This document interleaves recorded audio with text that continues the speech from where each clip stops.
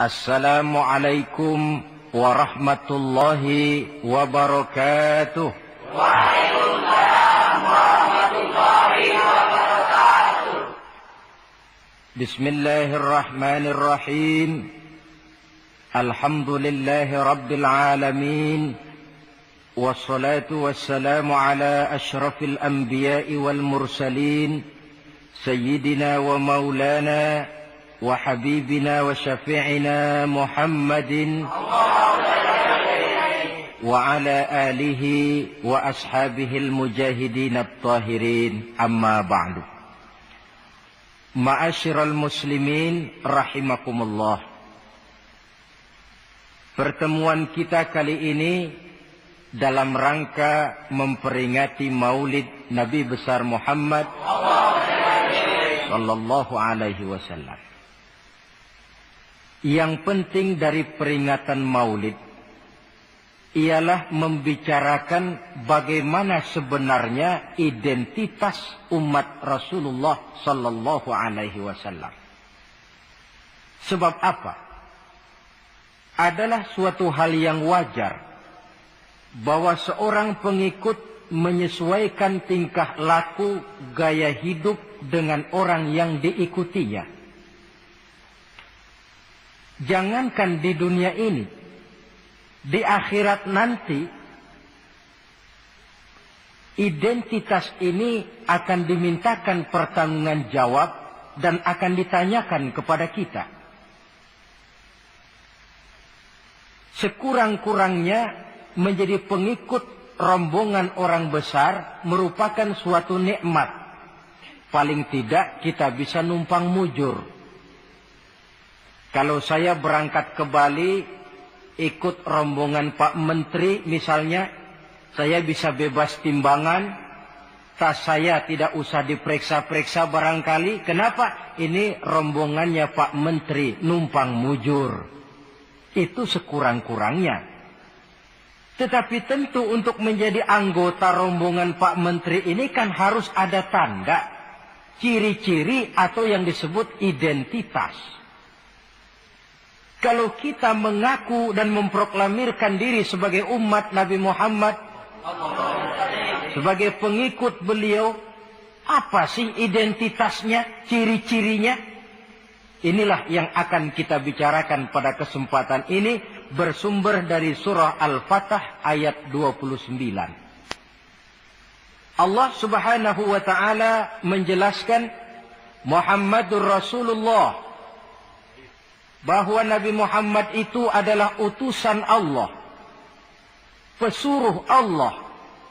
Walladzina ma'ahu, dan orang-orang yang bersamanya, orang yang mengikuti ajarannya, para sahabatnya, kita ini para pengikutnya, mempunyai ciri atau identitas.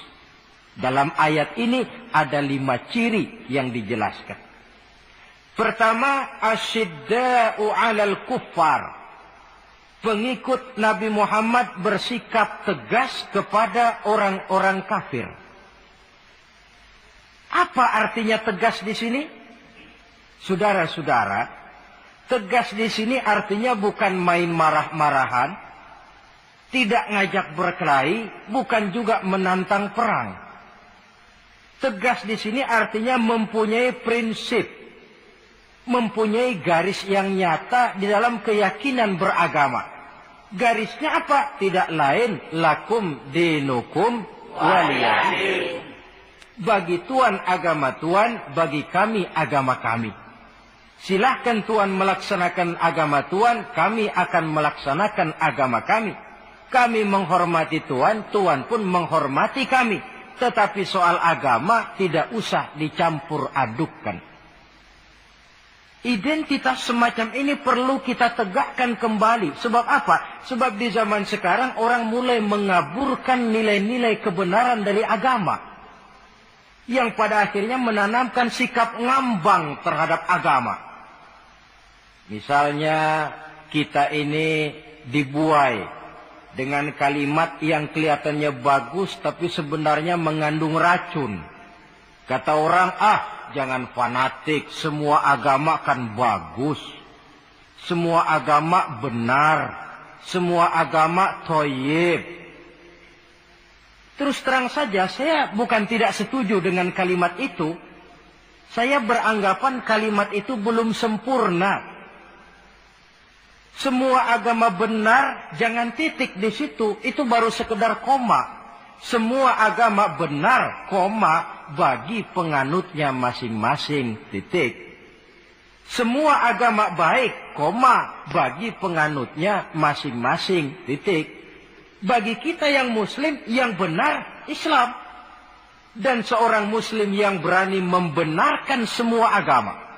Seorang muslim yang berani berkata semua agama benar, sekurang-kurangnya munafik kalau tidak menjadi murtad. Wah Pak, itu namanya fanatik dong. Betul. Yang tidak boleh kan fanatik kepada suku. Yang tidak boleh kan fanatik kepada guru. Tapi fanatik kepada agama, dalam arti berpegang teguh kepada agama, merupakan bagian daripada kehidupan beragama. Hanyalah kalau umat Islam ini fanatik dengan agamanya, dia akan konsekuen. Baik melaksanakan, mengamalkan, maupun mengembangkan agamanya. Saya cinta kepada suku saya, tapi tidak lalu fanatik. Cinta suku boleh, fanatik kepada suku salah. Cinta kepada guru bagus, fanatik kepada guru jelek. Cinta kepada agama bagus, fanatik kepada agama wajib. Hanya dengan fanatik kepada agama orang konsekuen. Yang jelek itu kan kalau sudah fanatisme kesukuan. Contoh, misalnya mentang-mentang orang Sunda, lalu ngomong, saya ogah dengerin ceramah. Kenapa? Ustadznya bukan orang Sunda sih.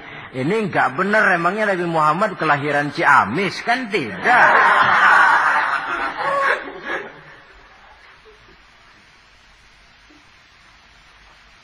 Toleransi ada tempatnya. Tetapi tidak menyangkut masalah-masalah ritual. Tidak menyangkut masalah-masalah ibadah. Soal bikin jalan umum, mari bersama saudara-saudara kita yang lain agama. Membangun puskesmas, mari bersama-sama. Menjaga keamanan, mari sama-sama.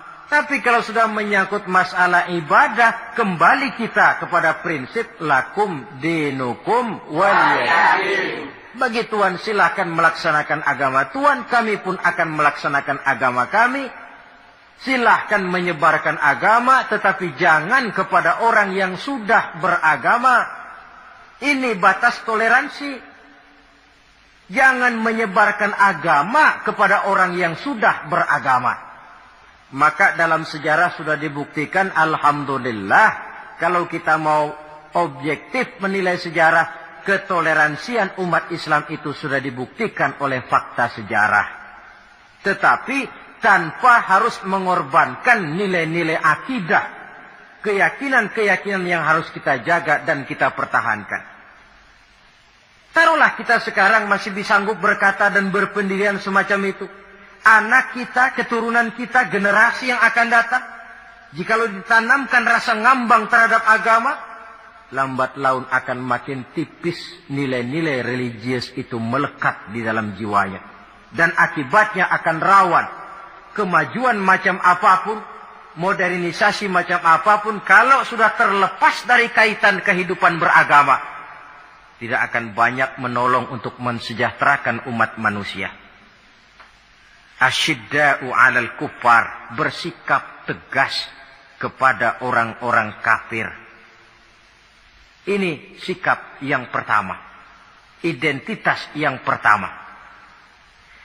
Yang kedua, ruhama'u bainahum. Kasih sayang kepada sesama mereka.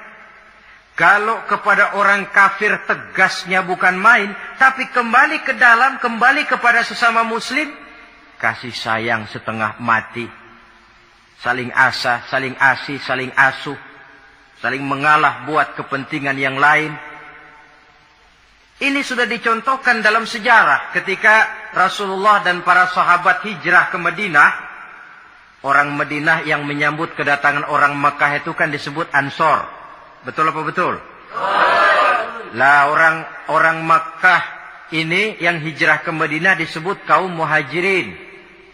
Apa orang Madinah menyambut kedatangan orang Mekah itu mentang-mentang orang asli Madinah lalu tolak pinggang? Kamu kemari pendatang ya, awas jangan bertingkah. Tidak. Masing-masing malah mencari saudara.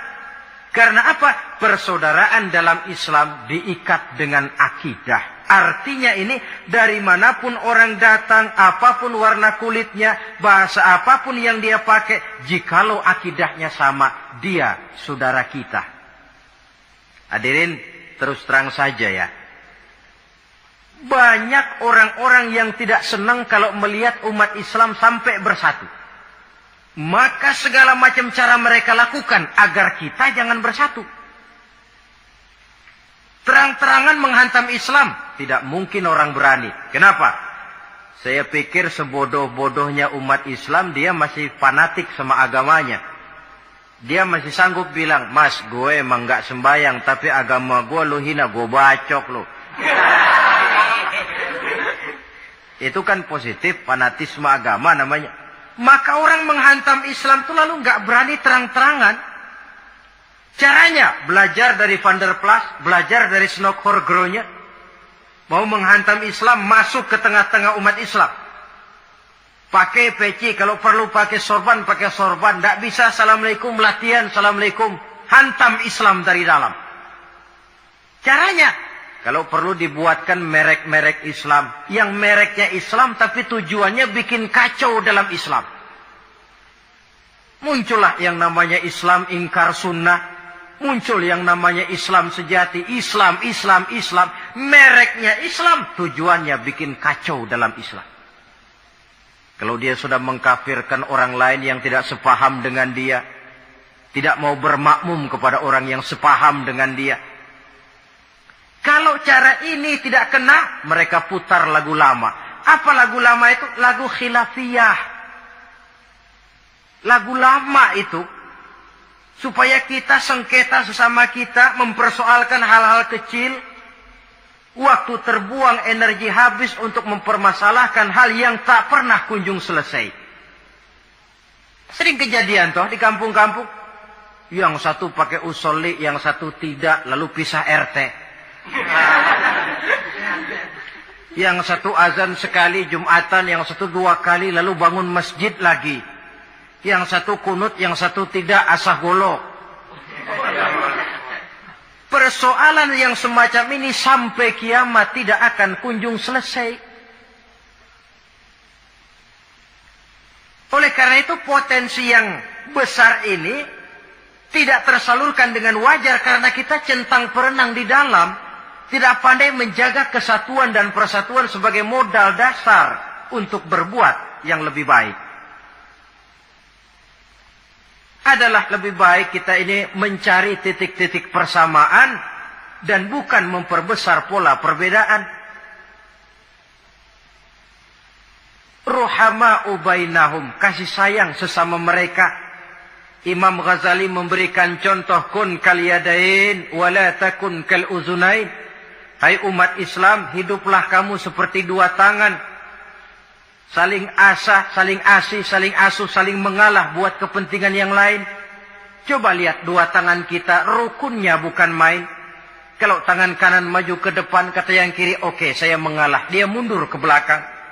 Kiri di depan, kata kanan, sekarang giliran saya ngalah. Dia mundur ke belakang. Akhirnya kita jalan lenggang. Enak nggak dilihat orang?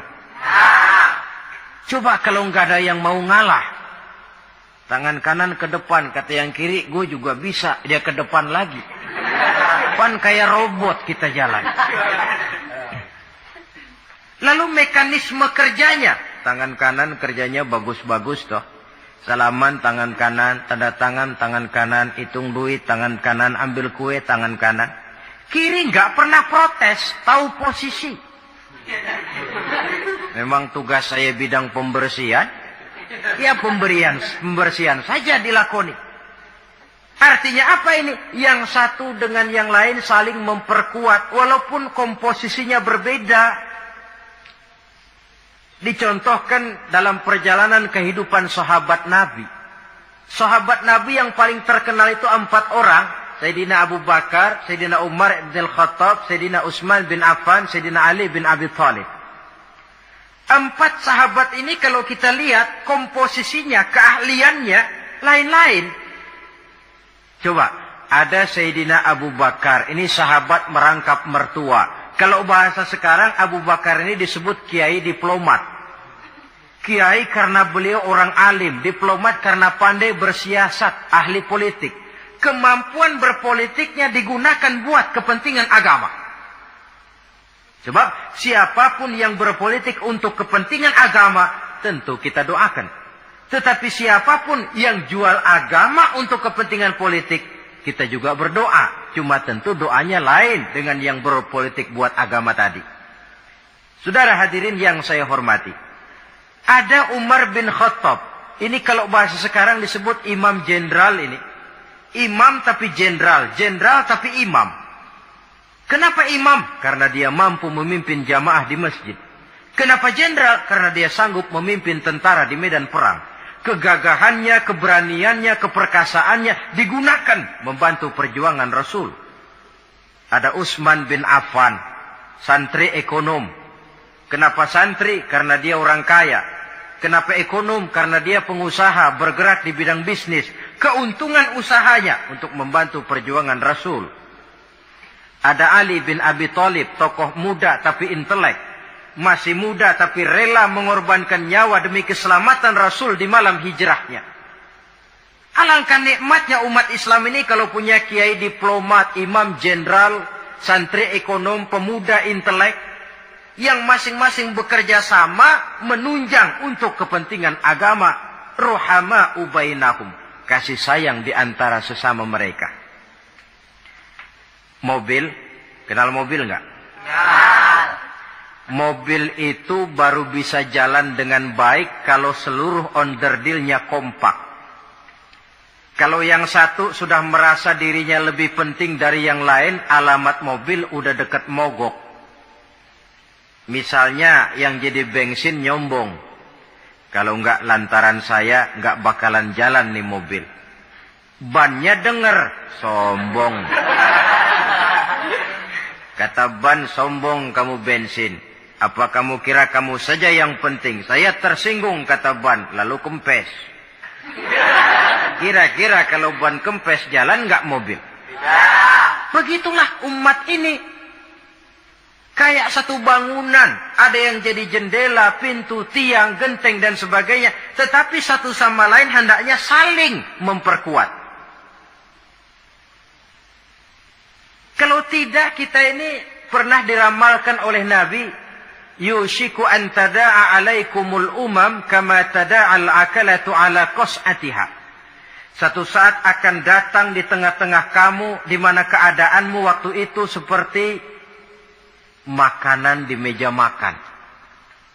Coba bayangkan, menurut Rasul satu saat kondisi umat Islam akan seperti makanan di atas meja. Yang barat mau makan, yang timur mau santap, yang selatan mau ganyang, yang utara mau injak-injak. Satu saat kondisi umat Islam akan seperti itu. Heran sahabat, ya Rasulullah, kok kita bisa dikepung begitu rupa? Iya.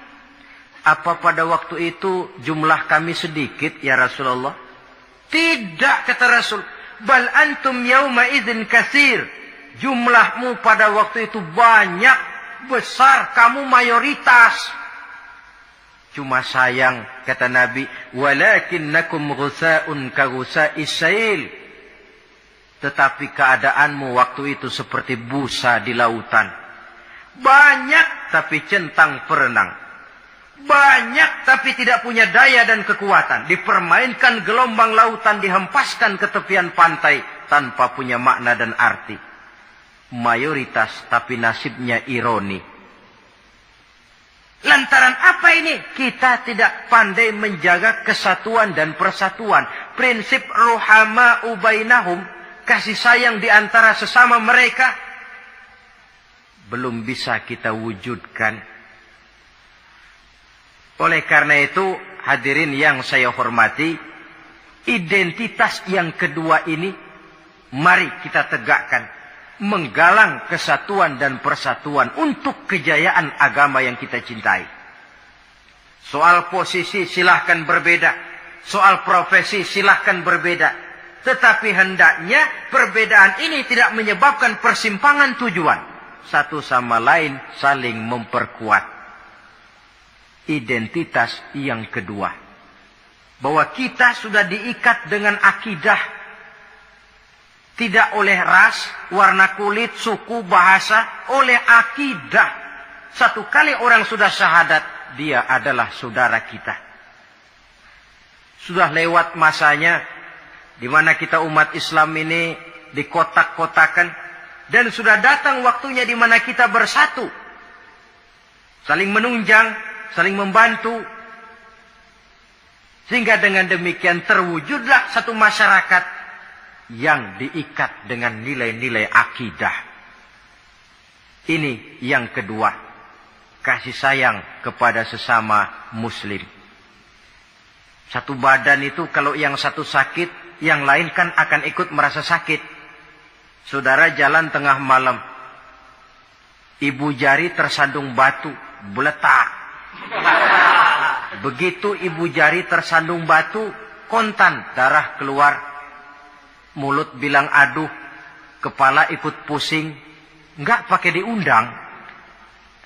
Solidaritas sosial yang terjadi secara reflektif. Tidak ada ibu jari tersandung, mulutnya malah ngomel, rasain lo. Masa nyumpain badan sendiri, kan tidak mungkin. Tapi ini yang terjadi, kita lihat. Akibat apa? Tidak terwujudnya solidaritas sosial yang bersifat refleksif tadi. Nah, inilah saudara-saudara identitas yang kedua. Yang ketiga sekarang, pengikut Nabi Muhammad sallallahu alaihi wasallam itu cirinya yang ketiga, tarahum rukka'an sujjada. Engkau lihat mereka ruku dan sujud, mendirikan solat. Ini identitas, ciri. Di akhirat nanti akan diperiksa dengan seadil-adilnya. Siapa? Saya, Pak. Saya siapa? Pengikut Nabi Muhammad. Betul? Betul. Baik. Pengikut Nabi Muhammad itu tandanya rukaan sujada, ruku dan sujud. Sampean ngaku umat Nabi Muhammad, sujud? Pernah sembahyang? Sembahyang juga, Pak. Berapa kali? Gak banyak-banyak, Pak. Setahun 2 kali. Kapan itu? Idul Fitri sama Idul Adha. Kata petugas, syarat kurang, minggir. Sebab sering dikatakan sholat itu kan ada yang harian, ada yang mingguan, ada yang tahunan. Ada yang sholatnya harian. Yang harian ini juga 2 macam. Ada yang belang-belang, ada yang mulus. Kalau yang belang-belang itu kalau zuhur sholat, asar out. Asar kepegang, maghribnya melayang. Maghrib ketangkap, isaknya terbang. Itu lumayan ketimbang yang seminggu sekali, cuma Jumat saja. Yang Jumat pun agak lumayan lah daripada yang setahun 2 kali, cuma Idul Fitri dan Idul Adha.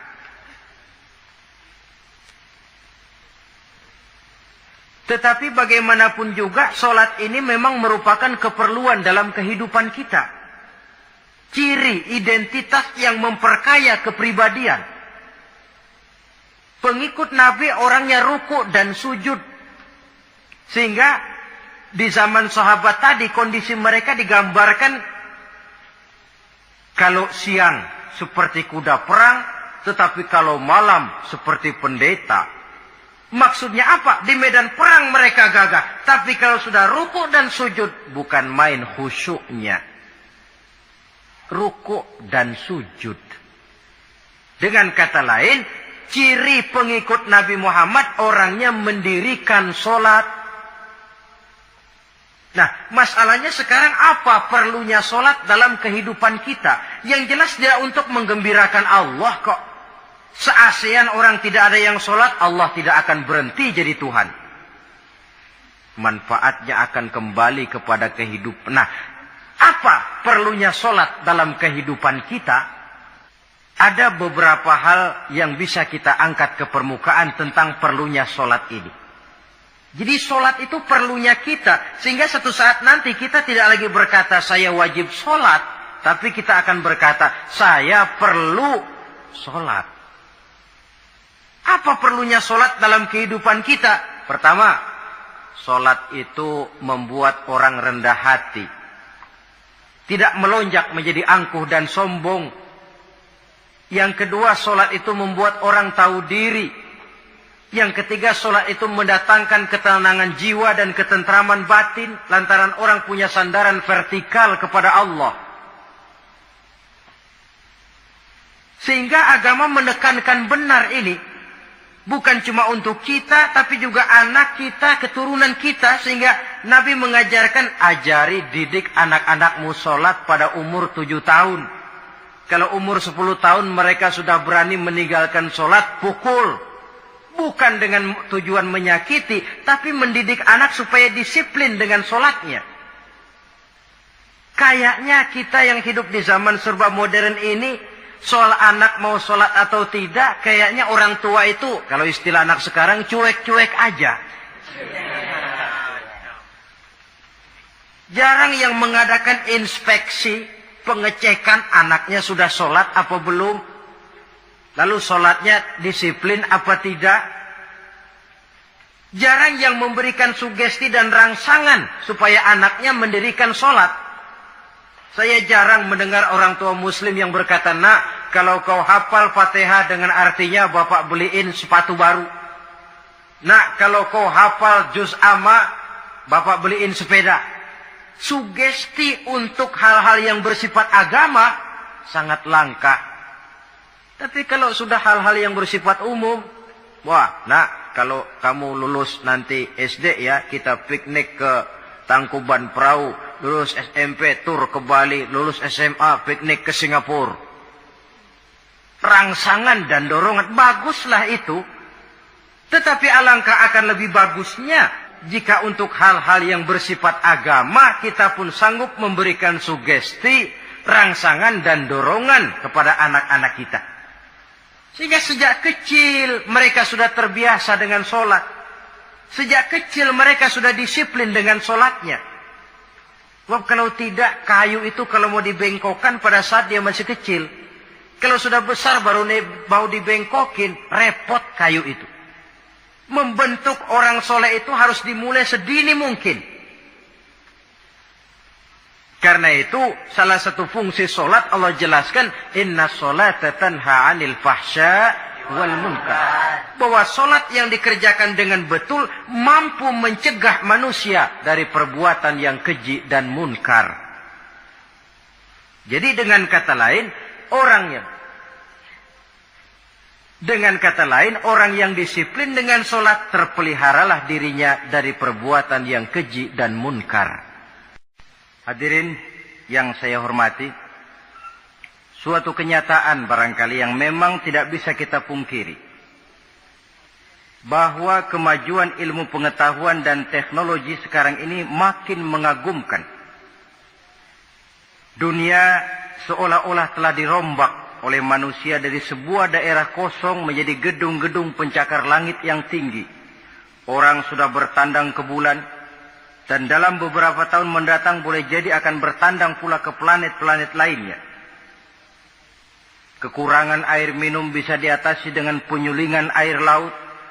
Kekurangan areal pertanian bisa diatasi dengan merombak gurun pasir yang gersang dan tandus menjadi sawah ladang yang menghasilkan kebutuhan hidup manusia. Tapi seiring dengan itu menjadi pertanyaan, makin sejahterakah umat manusia? Tercapaikah kebahagiaan? Pada sisi lain kita melihat kemajuan itu melahirkan hal-hal yang tidak kita harapkan. Apa yang kita sebut dengan penyakit dunia modern, yang rupanya makin banyak dokter, makin banyak juga penyakit, makin banyak rumah sakit, makin aneh nama penyakit.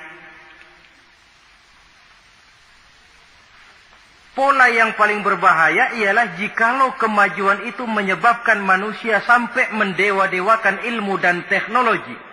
Dan ini yang sering saya istilahkan dengan berhala abad 20. Kalau dulu orang menyembah berhala yang namanya Latta, Uzza, Manat, Hubal, orang zaman sekarang secara tidak langsung banyak yang menjadi penyembah komputer, penyembah sains dan teknologi, mendewa-dewakan otak, lalu lupa bahwa sepanjang yang bisa dilakukan oleh manusia adalah berusaha dan berusaha, sementara ketentuan mutlak datang dari Allah Subhanahu wa ta'ala. Disinilah perlunya ruku dan sujud, agar manusia tahu benar hakikat dari mana dia datang, di mana dia sekarang, mau apa dia di sini, dan kemana dia akan pulang. Oleh karena itu, pada kesempatan ini saya mengajak, marilah identitas ini kita tegakkan dalam diri kita, menjadi pengikut yang ruku dan sujud di hadapan Allah. Sebab di sana terdapat sumber kekuatan. Baik dia kekuatan batin, kekuatan jiwa, kekuatan dalam semangat perjuangan, kekuatan dalam menegakkan yang ma'ruf dan menghancurkan yang munkar. Sandaran kita kepada Allah. Saudara mungkin masih ingat ketika Rasulullah dan Abu Bakar hijrah, mereka berdua tidak langsung ke Madinah tapi berada di Gua Thur 3 malam 2 hari lamanya. Orang kafir Quraisy yang mengejar sampai juga di mulut gua itu. Andai kata mereka menengok saja ke bawah, sudah kelihatan Nabi dan Abu Bakar. Tapi mereka tidak menoleh. Nabi dengan mantap berkata kepada Abu Bakar, "La takhaf wa la tahzan ya Abu Bakar, innallaha ma'ana." Abu Bakar, kau tidak usah takut, tidak usah sedih, Allah bersama kita. Ucapan ini mantap kalau diucapkan oleh orang yang ruk'an sujada. Benar-benar melakukan ruku dan sujud kepada Allah. Mempunyai backing yang tidak kepalang tanggung, yang serba maha. Ya itu kalau memang saudara perlu cari backing, jangan kolonel, tanggung. Jangan brigjen, tanggung. Carilah backing yang serba maha. Maha gagah, maha kaya, maha tahu, maha segala-galanya. Berbackinglah kepada Allah saja. Dengan jalan ruk'an sujada, ruku dan sujud dalam kehidupan ini. Ini identitas yang ketiga. Yang keempat sekarang, pengikut Nabi itu apa tandanya? Yabtaghuna fadlan minallah wa ridwana. Mereka selalu mencari karunia dan keridhaan Allah. Karunia dan keridhaan. Jadi tidak hanya mencari sekedar karunia, tetapi juga mencari ridho. Oleh karena itu seorang pengikut Rasul, di dalam dia berdagang misalnya, dibatasi oleh pertanyaan, cara saya ini Allah ridho apa tidak? Dia cari rezeki, dibatasi oleh pertanyaan, Allah ridho apa tidak?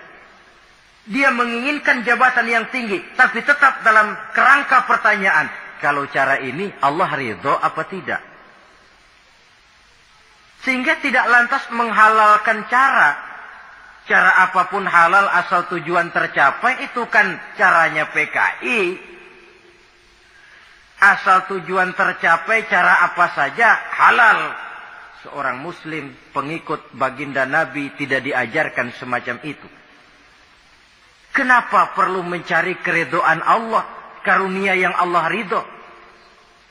Karena apapun yang kita pakai, apapun yang kita makan terutama, jikalau bersumber dari sesuatu yang Allah tidak ridho, katakan yang haram misalnya, akan mempengaruhi gaya dan gerak hidup kita. Contoh, kata Imam Ghazali, kalau engkau terlalu senang memakan makanan yang haram, dia akan mempengaruhi caramu berpikir, sehingga kau akan cenderung berpikir yang haram. Mencari karunia yang Allah ridho. Dan hidup itu kalau sudah mendapat ridho Allah, Sudah satu kenikmatan yang tidak bisa dibeli dengan nilai materi yang bagaimanapun banyaknya. Karena itu biarlah kita orang mukmin ini di dunia hidup kaya asal Allah ridho saja. Enggak apa-apa. Biar rumah kita gedung, punya mobil bagus, uang banyak. Kalau Allah ridho, enak.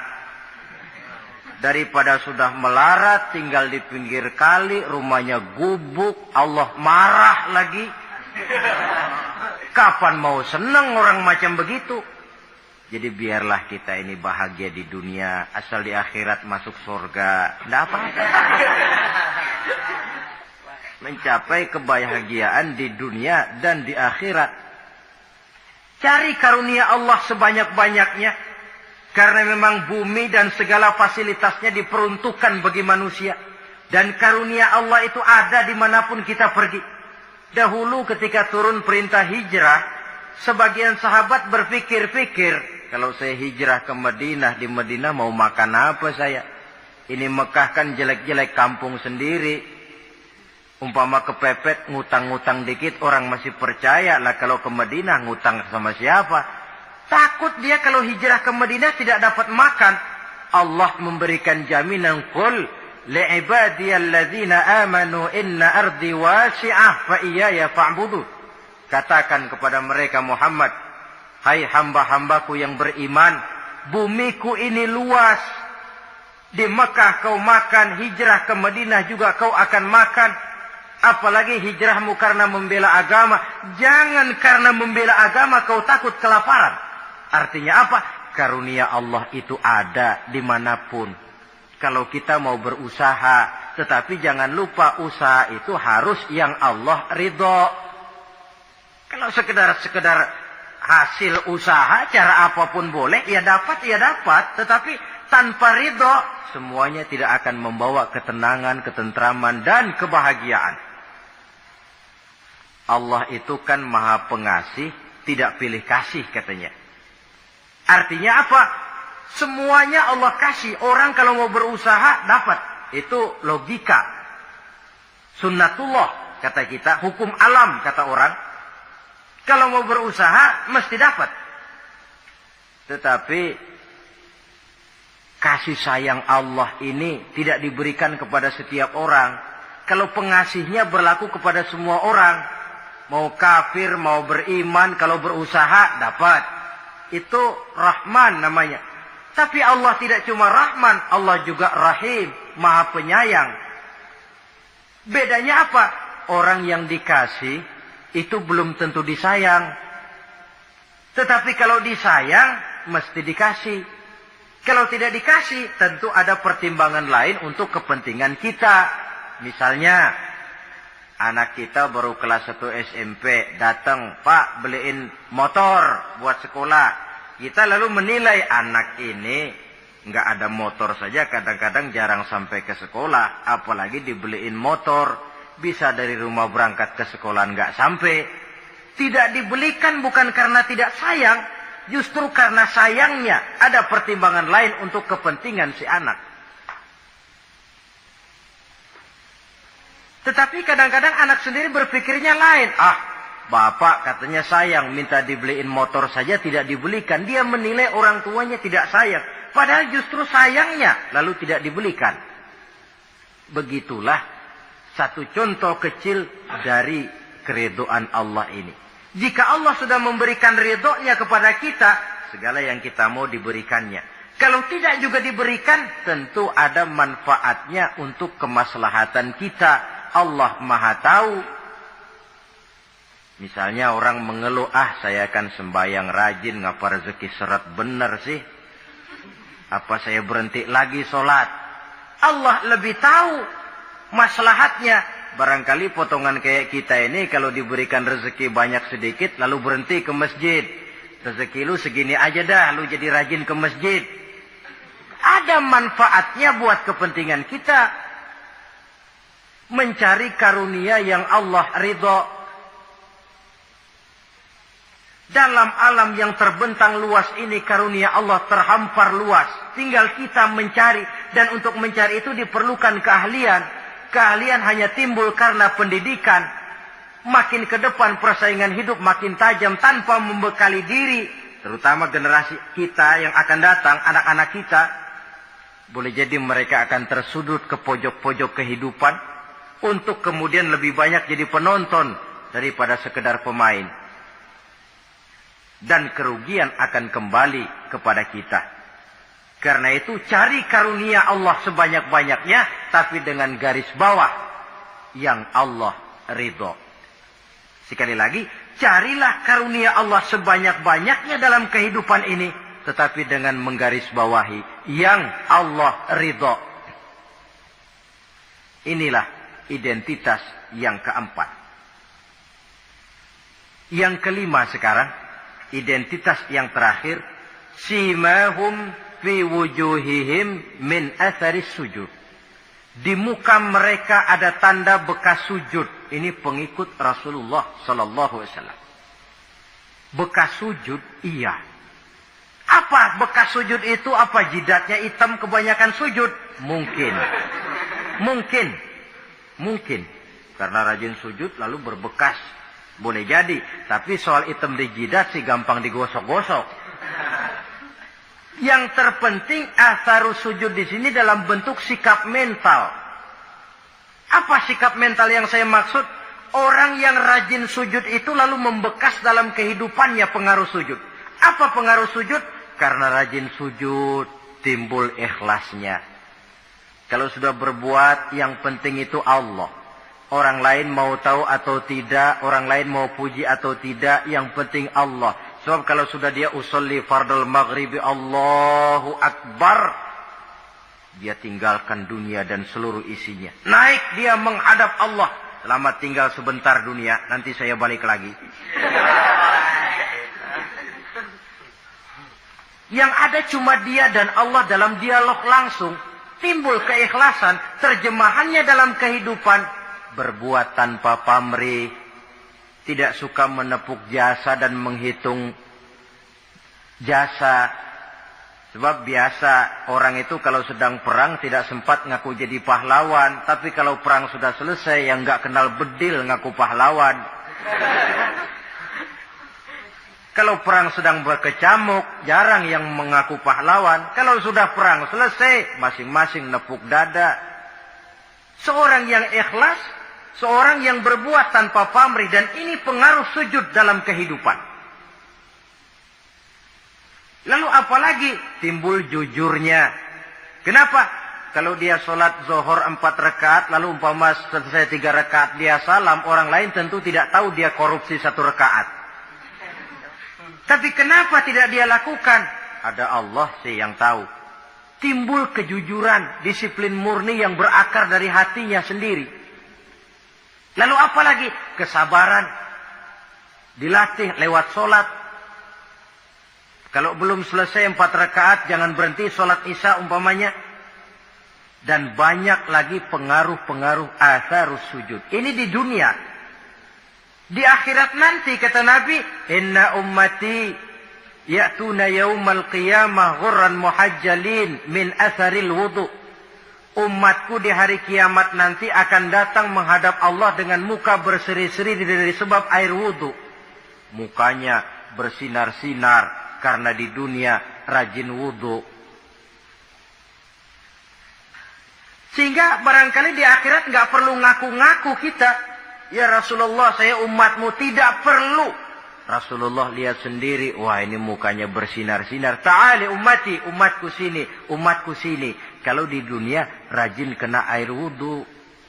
Ya rajin wudu artinya kan rajin sholat. Masa ada orang wudu aja nggak sholat, kan model. Kalau muka tidak pernah tersentuh wudu, kalau muka tidak pernah sujud, teriak-teriak kita mengaku, ya Rasulullah, saya umatmu, ya Rasulullah. Kata Rasulullah, nggak ada umat saya yang dekil kayak sampean.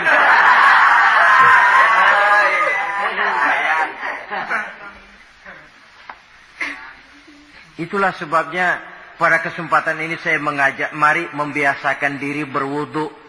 Tidak cuma untuk sholat. Saudara mau berangkat ke kantor, wudu dulu, bagus. Saudara mau pergi berdagang, wudu dulu, cakep. Saudara mau pergi kuliah, mau pergi sekolah, wudu dulu, bagus. Di samping kebersihan jasmani, juga kebersihan rohani. Tengok saja. Kalau kita membasuh tangan pada saat wudu mulai, Allahumma inni as'alukal yumna wal barakah, wa a'udzubika minasyu'mi wal halakah. Itu kan yang kita baca. Ya Allah, saya mohon keberkahan di dua tangan ini. Supaya tangan ini kalau dibawa dagang untung, dibawa menanam lalu panen, dibawa berusaha menghasilkan rezeki. Dan saya berlindung kepadamu ya Allah, jangan sampai tangan ini membawa kesialan dan kecelakaan. Berlindung kepada Allah jangan sampai jadi punya tangan sial. Dipakai dagang rugi, dipakai nanam pohonan mati, dipakai mukul orang.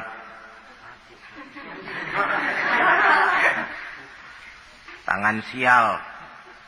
Dari itu saja sudah memberikan sugesti untuk rohani kita. Kebersihan jasmani, kebersihan rohani terpelihara karena wudu. Jadi asarus sujud, pengaruh sujud membekas di dalam kehidupan. Sehingga oleh Syekh Muhammad Abduh dijelaskan, walikulli ibadatin minal ibadati sahihah asarun fi taqwimi akhlaqil qaimi biha wa tahzibi nafsihi. Setiap ibadah yang dikerjakan dengan betul pasti mempunyai pengaruh yang nyata dalam meluruskan moral akhlak orang yang melaksanakan ibadah itu sendiri. Jadi sujud kita betul apa tidak? Lihat saja pengaruhnya dalam kehidupan kita. Salat kita sudah betul apa tidak? Lihat saja pengaruhnya dalam kehidupan kita. Kalau sujud, ya sujud. Tapi judi jalan juga. Nah, sujudnya belum betul. Waktunya salat, ya salat. Waktunya mabuk, mabuk. Salatnya belum betul. Waktunya ruku, ya ruku. Giliran nyolong, nyolong. Ya belum betul. Sebab sholat yang dikerjakan dengan betul, sujud yang dikerjakan yang punya pengaruh nyata dalam kehidupan, kelihatan bekasnya dari tingkah laku dan gerak kita di dalam menelusuri kegiatan hidup ini. Maaf, dengan sedikit pahit barangkali kita memang harus berkata, masih banyak di antara kita umat Islam ini yang melaksanakan ibadah hanya dengan prinsip asal sekedar gugur kewajiban. Perkara ada pengaruhnya atau tidak dalam diri kita, kita malas untuk mengadakan evaluasi. Akibatnya, ibadah yang kita kerjakan tidak mempunyai pengaruh dalam membentuk kepribadian kita. Orang yang mengucapkan syahadat ada pengaruh dalam jiwanya. Orang yang mendirikan sholat ada pengaruh dalam membentuk kepribadiannya. Orang yang melaksanakan puasa ada pengaruh dalam perkembangan jiwanya. Orang yang mengeluarkan zakat ada pengaruhnya dalam mengelola hartanya. Orang yang melaksanakan ibadah haji ada perubahan dalam kegiatan hidupnya. Dari yang negatif kepada yang positif tentunya. Simahum fi wujuhihim min athari sujud. Di muka mereka, di muka pengikut Rasulullah ini ada tanda pengaruh bekas sujud. Karena rajinnya dia melaksanakan sujud di dalam kehidupan ini.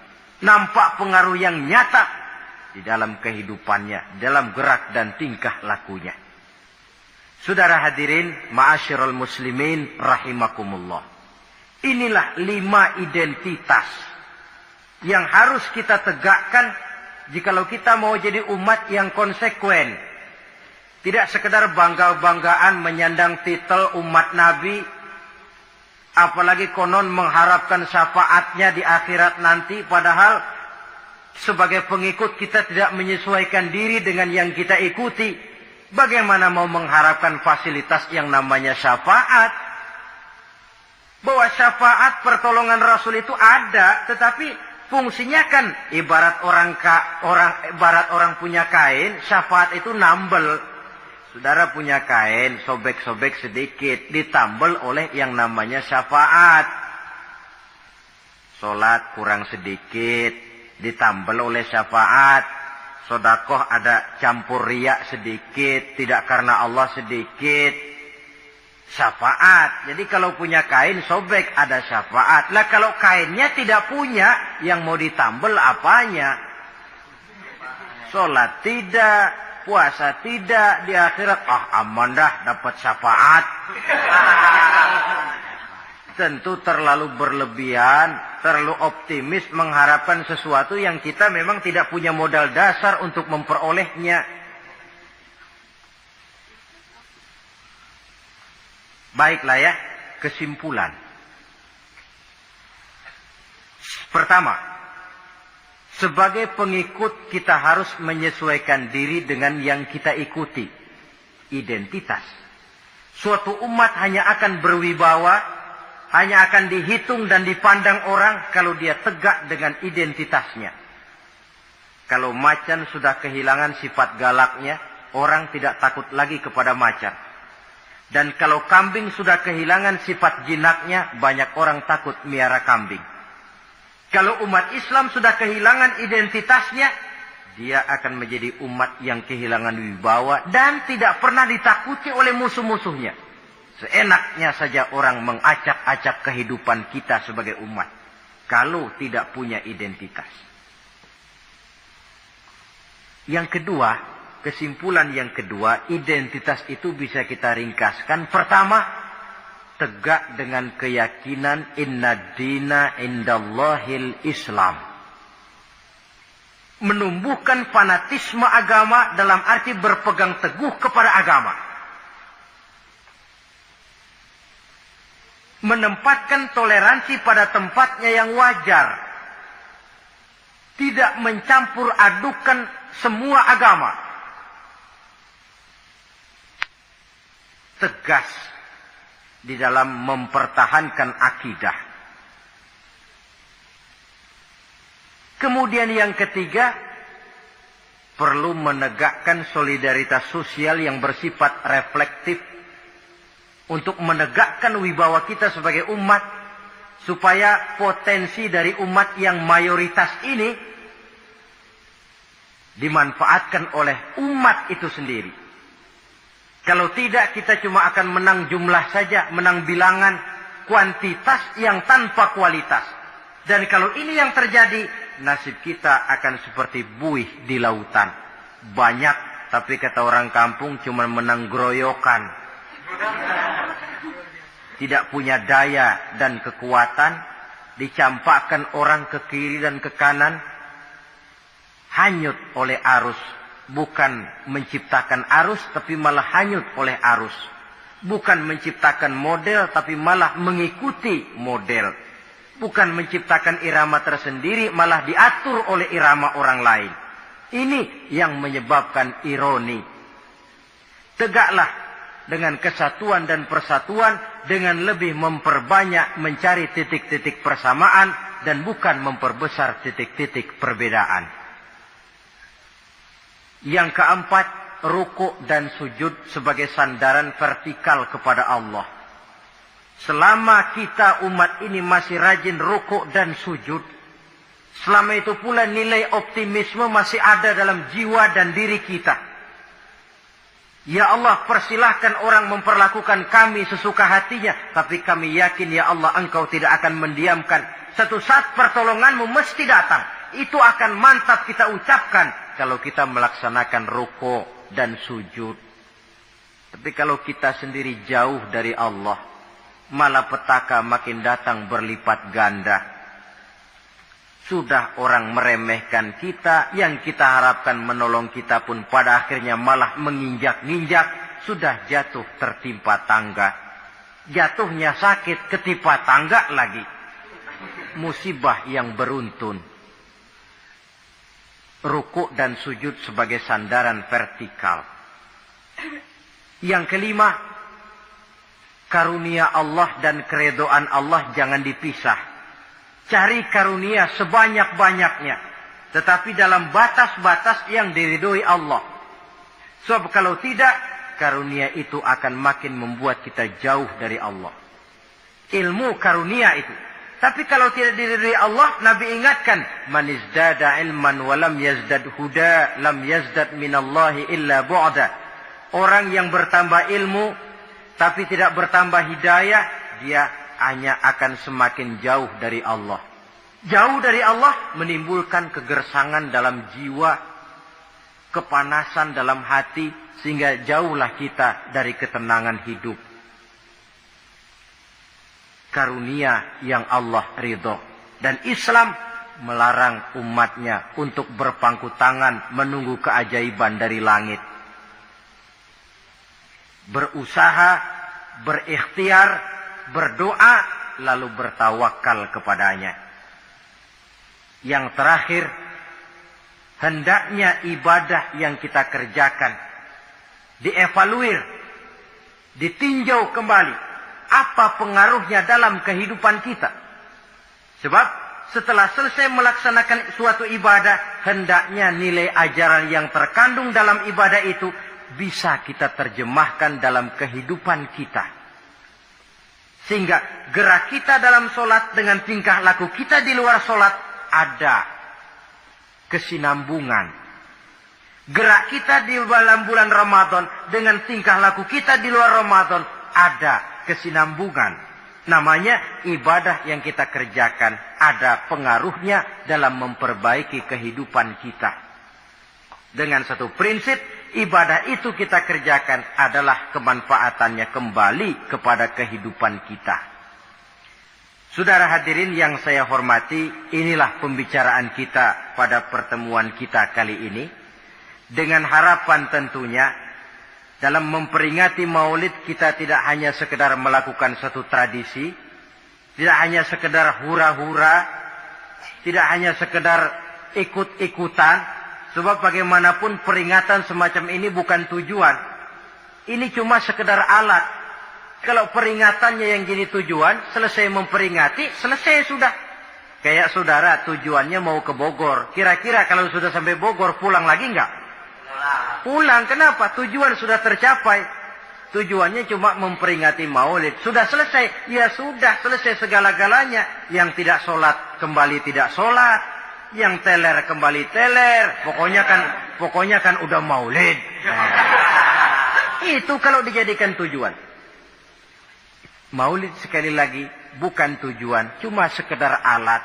Tujuan kita diantaranya mencari identitas, menyesuaikan diri sebagai seorang pengikut dengan Rasulullah yang kita ikuti itu. Inilah pembicaraan kita kali ini. Mudah-mudahan 5 identitas ini Allah berikan kekuatan untuk bisa kita tegakkan dalam diri kita masing-masing. Sehingga kebanggaan sebagai pengikut Nabi dibuktikan dengan amal perbuatan kita. Terima kasih banyak atas segala perhatian. Mohon maaf atas segala kekurangan. Usikum wa iyaya bitaqwallah. Wassalamualaikum.